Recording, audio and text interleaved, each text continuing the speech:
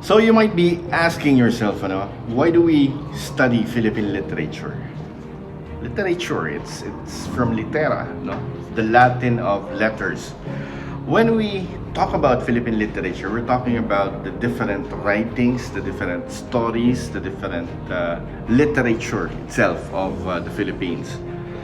And and a lot of you might be probably asking, bakit kailangan pag-aralan to, no? What would be the use of this course, this subject to my field? Well, I can only answer that with one phrase. Story is identity. When we talk about literature, we talk about stories. Story is identity. Our own stories identify us. If you've ever posted something on social media, if ever nag-text ka sa kaibigan mo, would you believe kung ano nangyari sa akin? O ano nangyari? You are yourself telling a story. And those stories are telling something about yourself. Story is identity. Now, stories are one way of telling the common similarities between people. Stories bind people. Stories bind nations. And when we talk about Philippine literature, we hear about the stories about the Philippines itself. It gelled it into one nation. This is the story of that nation in that particular generation. And the third thing is that stories are the way that we process ourselves. How would that be defined in in your field? How would you use it in your field? Like, for example, they would be asking you to share a story about yourself, where you're from, to tell a story about your profession. How do I manipulate this device? How do I function in this kind of setting? You are telling a story. So literature itself is the practice of you telling stories. And again, as I've said, story is identity. Story is you. Okay, guys, let's talk about literature. What is the meaning of literature? As I've told you earlier, it came from the Latin word litera, which means letter. And the term has generally come to identify as a collection of texts or works of art such as books, poems, epics, and a whole lot more.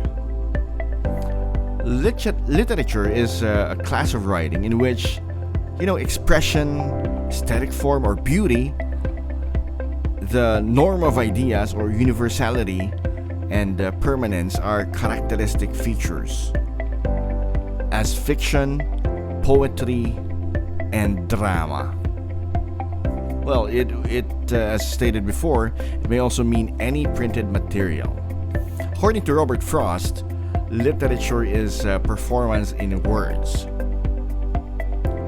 Literature consists of writing which interpret the meanings of nature and life in words of charm and power, touch with personality of the author in artistic forms of permanent interest. That's according to Henry Van Dyke.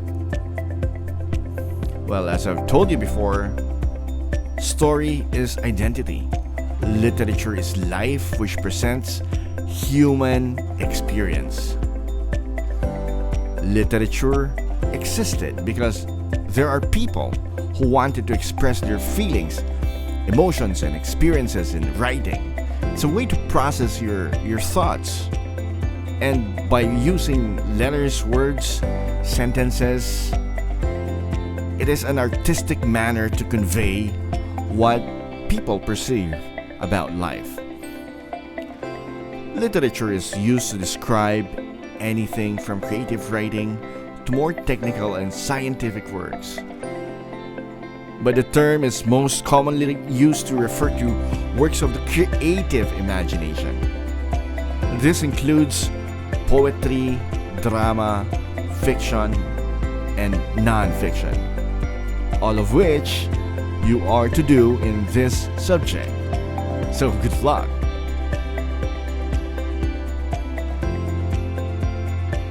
Now let's talk about the forms of literature. There are two forms that we'll be discussing.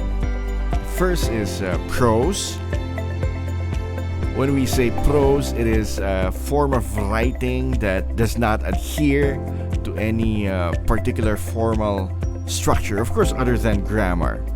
So it is freestyling. It is a spoken or written language without metrical structure as distinguished from poetry or verse. When we talk about metrical structure, we are having some standards in how many lines or how many syllables.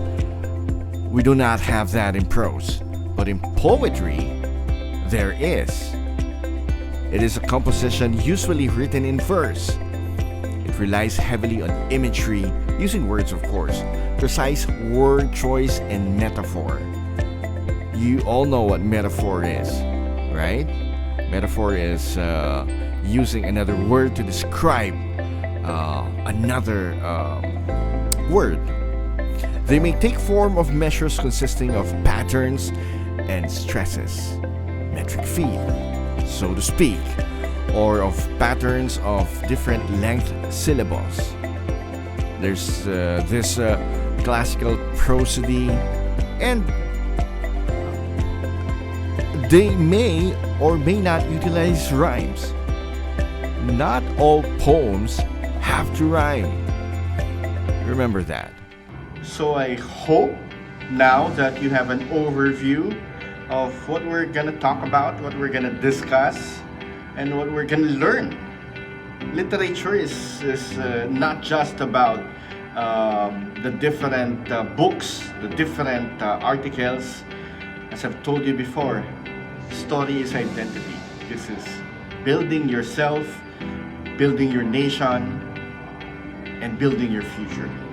So I hope you would enjoy this class more. Let's all do our best together, okay?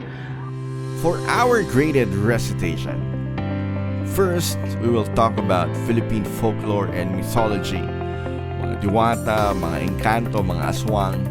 So do your research about it. Then, prepare to tell us something about yourself in comparison with similarities to a Philippine supernatural creature. So see you guys in class and have a good day.